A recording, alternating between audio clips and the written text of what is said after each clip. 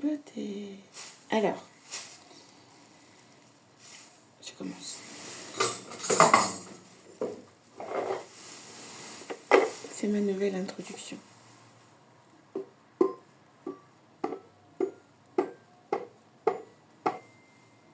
C'est parti. T'as vu? Alors, je vais terminer les vidéos sur les comptes de la grenouille parce que j'ai appris des trucs entre temps. Donc du coup, je prends le temps. Tiens donc, t'as vu? Il y a une grenouille dans le four.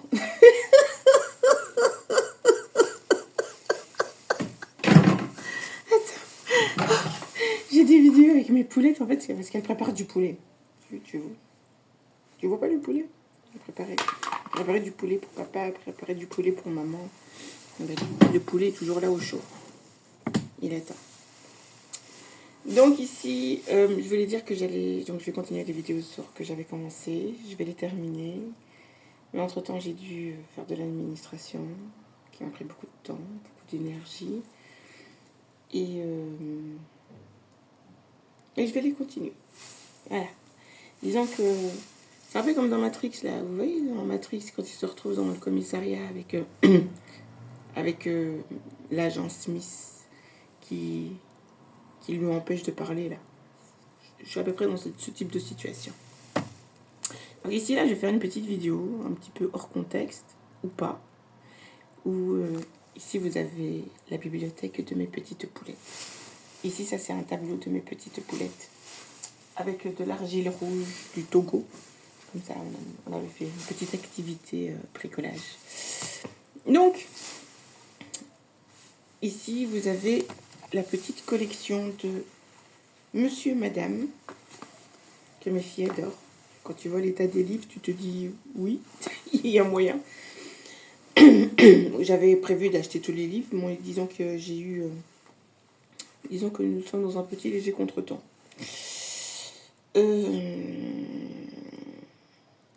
Achète donc de la collection Achète Jeunesse. Et donc je vais vous énumérer. Donc il y a Madame Câlin. Il y a Madame Sage. Il y a Madame en retard. Ouais, parce que c'est Maman 30 minutes, tu sais pas? Maman 30 minutes, c'est l'expression que j'avais quand j'étais en mode monoparentalité. Et que j'étais... À chaque fois, je me disais, genre, à 15h, il faut que ce soit fait. Eh ben, maman l'avait fait à 15h30. Et puis, donc, je disais à mes filles, maman, 30 minutes, c'est bien. Soit. Et puis, il y avait Madame Coquette. Madame Follette. Et Madame Lumineuse. Alors, j'aime beaucoup parce que je viens de faire la lecture. Et ici, j'aimais bien, j'ai vraiment beaucoup aimé l'introduction. Ici, vous avez la petite image, vous voyez. Donc, avec toutes les notes de musique qui gravitent autour d'elle, dans l'air.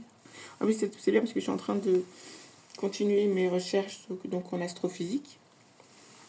J'ai une petite info à donner concernant un temple du Mexique, d'ailleurs, que j'ai appris récemment. J'ai découvert ça hier. Enfin, j'ai pas découvert ça hier, je le savais.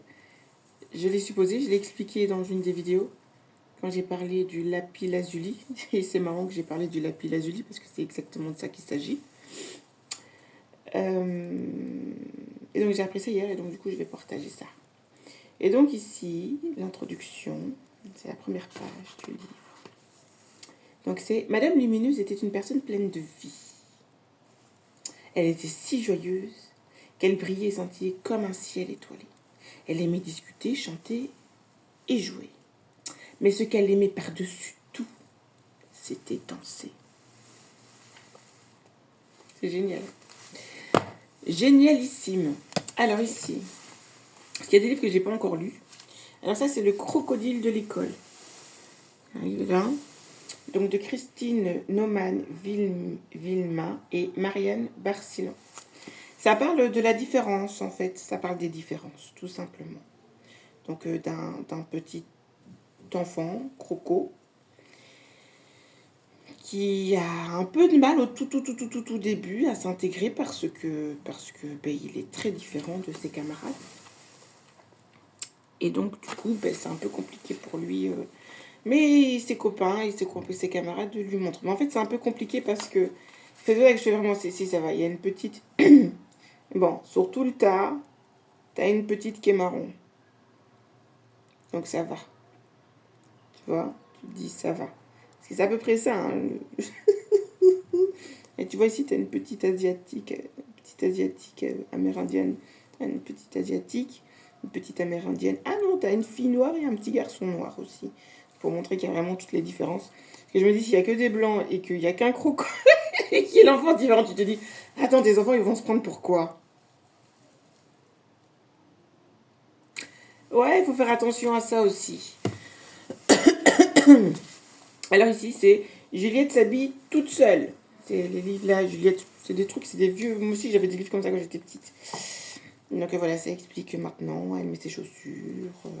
Après, elle met c'est pour apprendre aux enfants à savoir s'habiller tout seul. En fait, mes filles n'ont pas eu besoin du bouquin parce qu'elles l'ont fait très très vite, toutes seules. Très très vite même. Ouais, enfin, surtout la deuxième, quand elle voyait sa sœur qui arrivait. Ah, c'est un carnage, les petites sœurs. Hein, t'as vu? Et donc ici, celui-là, je ne l'ai pas encore lu. Donc c'est un livre... c'est des livres comme ça qui vendent dans les écoles hein, souvent. Comme ça. C'est un livre qui parle d'Afrique, il faut que je le lise moi-même d'abord. En fait, avec un contexte, ça, je crois que c'est au Sénégal, ça. À Chang, je sais même pas. Mais ça ressemble un peu. C'est l'Afrique de l'Ouest. Je ne sais pas dire où exactement. Ça se trouve où, Shanga? Pardon, excusez-moi, je connais pas toutes les cartes. Elle m'emmerde. Je vais pas regarder ça tout de suite. Désolée, je suis pas au courant de toutes les villes. Ah, mais ici, là. Ah, c'est au Mali. Excusez-moi, je suis désolée. Ça se trouve au Mali. Il suffit de regarder. Donc, les écoles, ils montent... Ah, c'est sympa. J'avoue que c'est sympa. C'est sympa. Bah, même moi, j'apprends. T'as vu? Je ne sais pas lire. C'est sympa. Moi, j'aime bien.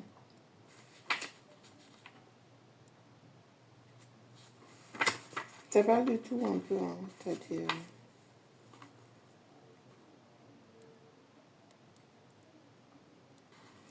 ça parle de la vie sociale. Il faudrait que je le lise. C'est surtout les dessins que mes filles elles aiment bien. Alors, il y a celui-ci. Hein. J'ai commencé. Donc, il y a enfin, je ne sais pas si j'avais fait une lecture. Je ne l'ai pas fait sur cette lecture-là. Donc, c'est quand j'ai. Donc, le petit chaperon rouge, qui parle de la mitochondrie.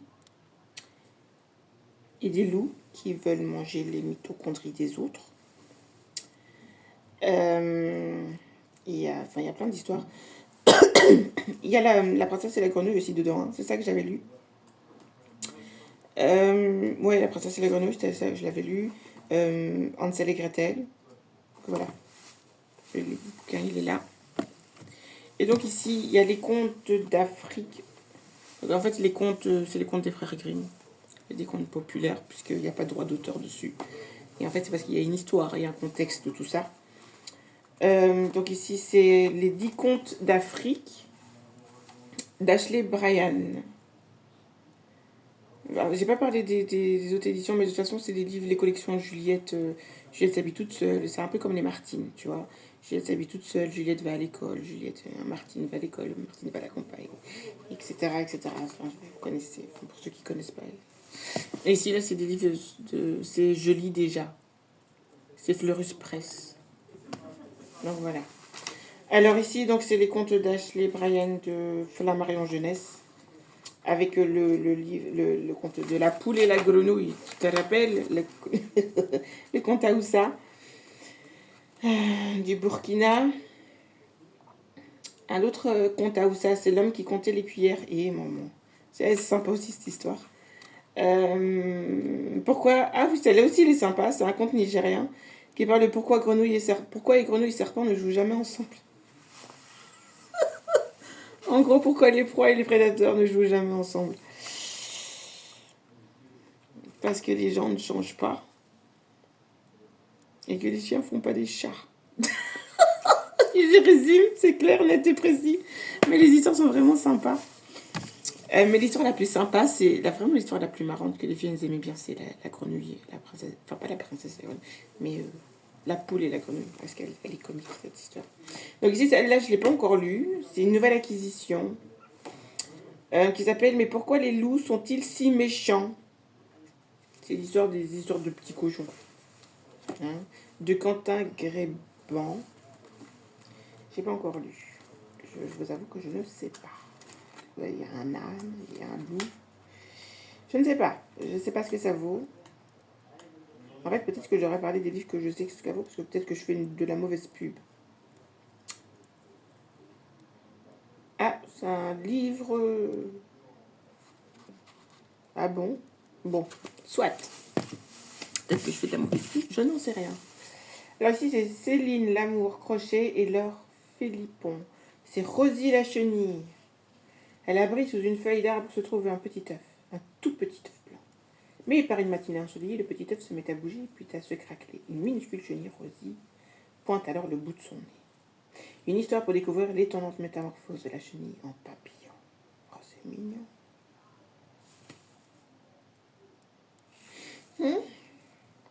Donc c'est collection merveille. Incroyable. Incroyable, bulle. Et donc ici.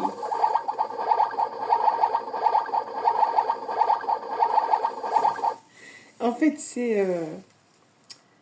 le support ici, c'est la petite kitchenette de mes poulettes. Ouais, parce qu'au niveau de la hauteur, c'est parfait, quoi. C'est pour ça qu'il y a un petit four ici. Il y a un petit évier aussi. Et ça, c'était ce que vous avez entendu, c'est la petite kitchenette. Et la lampe, c'est la lampe de la haute. Et puis là, ici, il y a un petit four à micro-ondes. C'est comme ça, on peut jouer à la dinette. Donc, histoire du soir à lire avec ma maman. C'est l'histoire de maman souris qui met au lit ses petits pépés.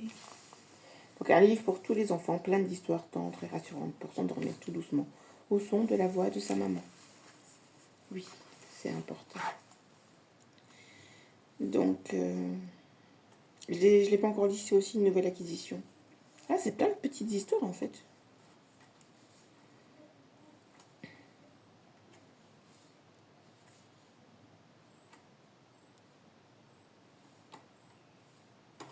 J'ai pas encore pris le temps de le lire en fait, parce que je lis d'abord les livres avant de lire aux petites.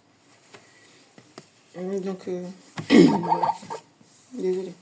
Et donc ici, c'est Simon et la petite souris. C'est pour apprendre aux enfants. Donc, du coup, pour celui-là, j'ai le temps. Je m'étais dit que c'est quand elles ont commencé à avoir les dents qui tombent. En fait, moi, je suis partie sur le principe que j'ai pas envie d'éduquer mes enfants sur des mensonges, en fait. Donc, il faut que je trouve des trucs, des astuces, par exemple.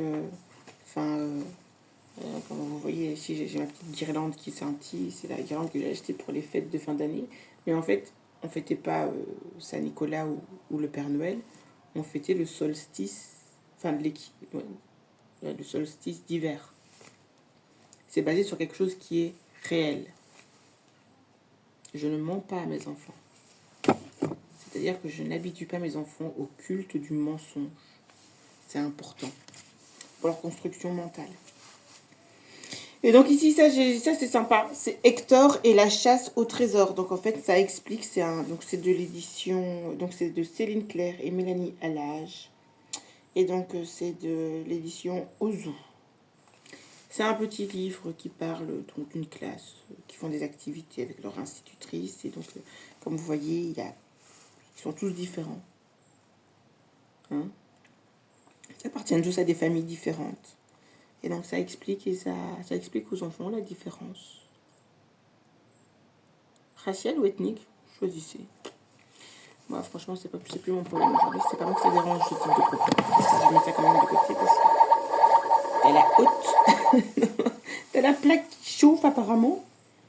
Donc ici, ça c'est Les petits découvreurs de la forêt. C'est un livre, c'est super sympa. C'est un livre interactif qui explique, donc ici avec les différentes saisons.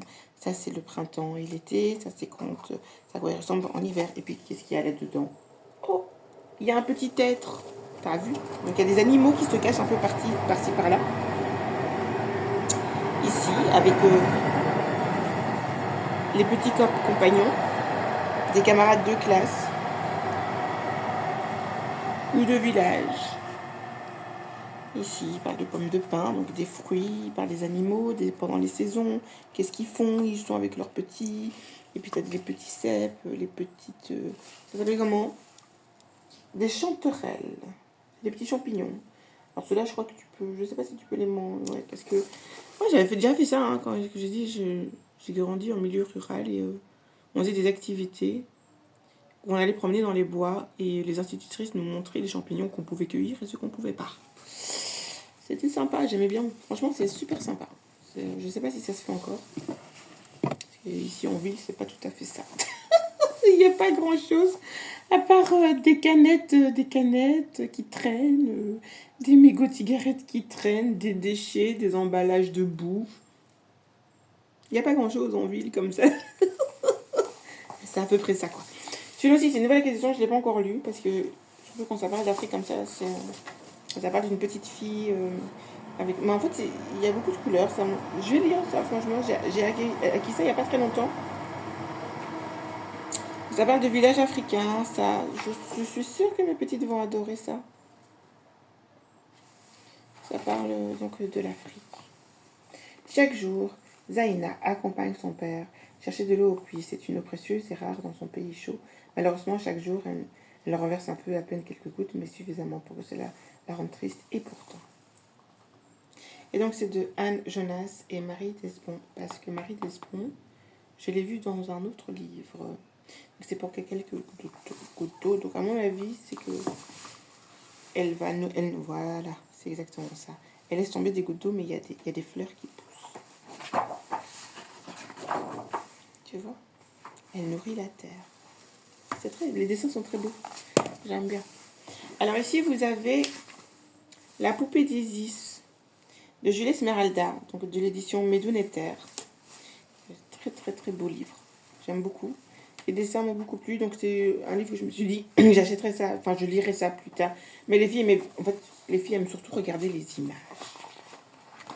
Elles aiment beaucoup regarder les images. Ici, je prends peut-être pas la meilleure, parce que elle coiffe et c'est compliqué, ça fait mal aux cheveux et tout. C'est la complexité des cheveux afro. Et donc, du coup, j'aimais beaucoup parce qu'il y avait beaucoup de représentations où il y a différentes coiffures avec des petites filles qui ont le même grain de peau que mes petites. Et donc, du coup, mes filles aiment beaucoup regarder les images et surtout les gorilles dans les cheveux. Aïe, aïe, aïe. Ah, ça. Alors, du coup, je vous montre un peu. Donc, c'est l'histoire d'une petite fille qui, ses parents lui achètent une petite poupée qui s'appelle Isis. Et cette petite poupée, en fait, elle est super contente d'avoir sa poupée parce qu'elle peut la coiffer. Et surtout, sa poupée a exactement le même type de cheveux que la petite. C'est pour ça que je trouve l'histoire super intéressante. Donc, ici, il y a cette image-là. Ça, c'est la plus belle image que mes filles aiment dans le livre. Parce qu'elle a des super beaux cheveux, des super belles coiffures. J'adore cette image. Elle est très très belle. Donc voilà, n'hésitez pas à vous la procurer. Je crois que le livre se trouve donc chez Tamery. J'ai acheté chez Tamery de toute façon. Je ne sais pas où elle se trouve ailleurs. Voilà. La bibliothèque Tamery à Paris. Et donc ici, c'est une autre histoire. J'ai acheté ça en 2024. Hein. J'ai acheté ça en 2024. Printemps 2024. Ça aussi, j'ai acheté ça en printemps 2024. Et donc ici, ça s'appelle Georges et la petite fée créole. C'est elle, la petite fée créole. Alors, je vais vous montrer. Enfin, j'espère que je peux faire ça quand même. Juste montrer la fée créole parce que mes filles, elles adorent. Elles adorent la fée créole. Elle est trop belle. Trop belle. Je vous montre juste l'image. T'as vu? Mes filles adorent. Elle est trop jolie. Et en plus, je sais pas si vous avez vu là. Je sais pas si vous voyez, si on voit bien. Eh ben, elle a le même maquillage que maman. T'as vu? J'adore. Il y a plein de couleurs. C'est très joli. Il y a beaucoup d'images avec plein de couleurs. Et puis surtout à la fin, le petit Georges, il fait un gros câlin à sa maman. Et en fait, ça raconte l'histoire des enfants quand ils commencent à dire non. Tu sais, il y a cette étape-là où les enfants disent toujours non. Tu vas te brosser les dents? Non. Tu vas t'habiller? Non. Parce que mes filles sont en plein dedans. Du coup, elles comprennent. Et voilà, ça leur parle. Et donc, du coup, elles adorent.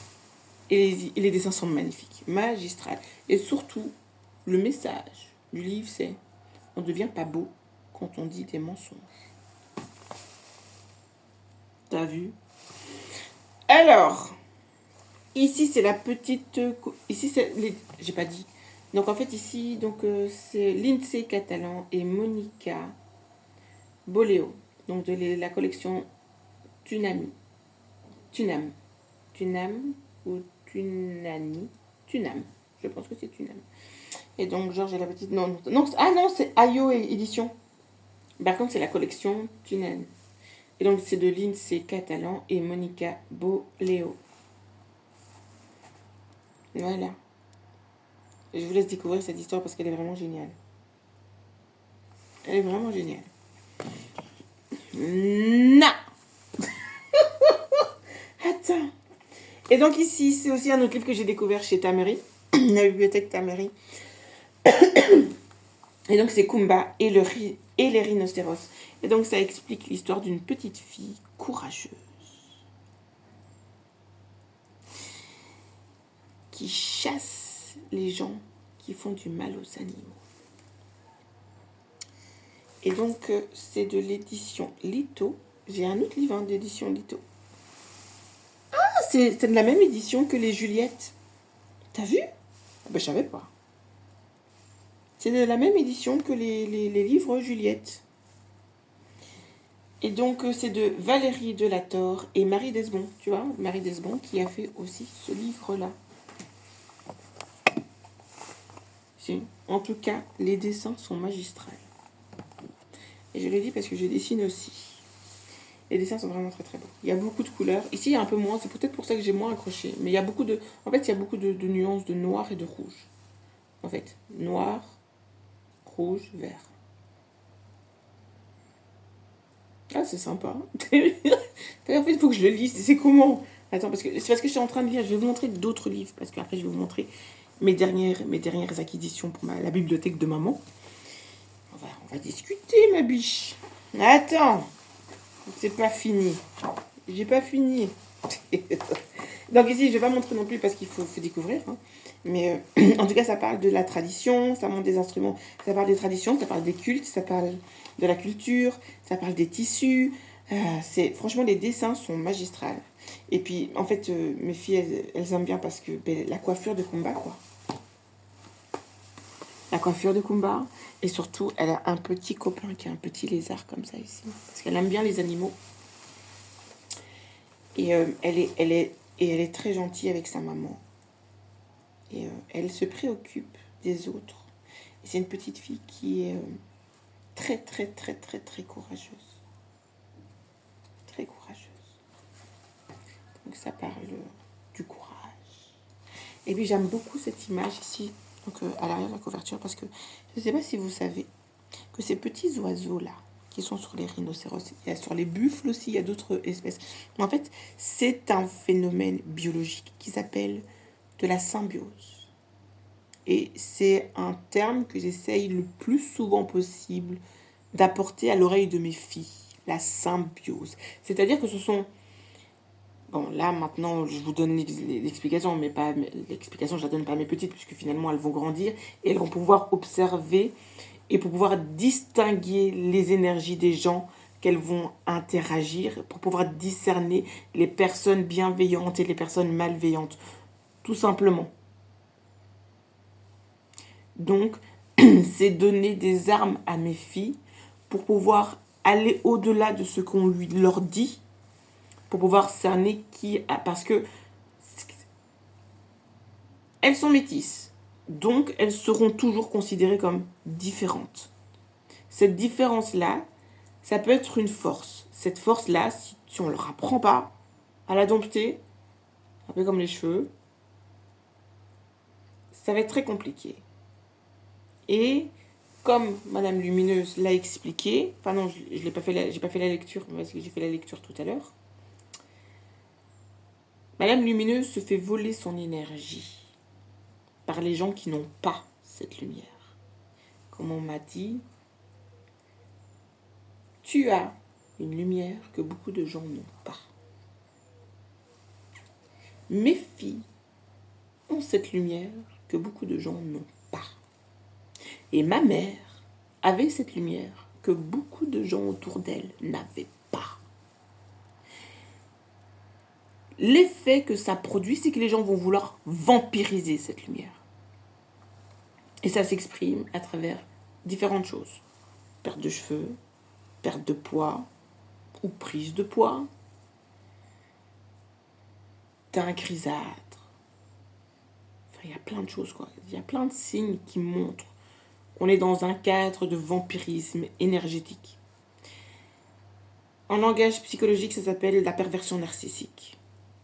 Je vais parler de ça après. Et donc, du coup, c'est pour ça que j'insiste sur ce type de relation. Parce que mes filles étant métisses, vivant dans une société exclusive, enfin, de manière générale, blanche, elles auront toujours cette différence qu'il faudra combler. Parce qu'il y a un autre livre, je ne l'ai pas là ici sous la main, c'est l'histoire d'Imani et le joyau bleu, qui parle justement de ça, de la jalousie et de ce vampirisme que les gens ont. En fait, c'est les gens qui ont le mauvais œil, en fait. Ça s'appelle avoir le mauvais œil. L'œil de la convoitise, quand tu convoitises ce que l'autre a. Même si tu as tout, hein. Mais tu vas utiliser un carburant pour pouvoir t'approprier cette énergie que l'autre a. Et ça, c'est pas moi qui dois me sentir gênée. Hein. Et maman, on va se calmer ici.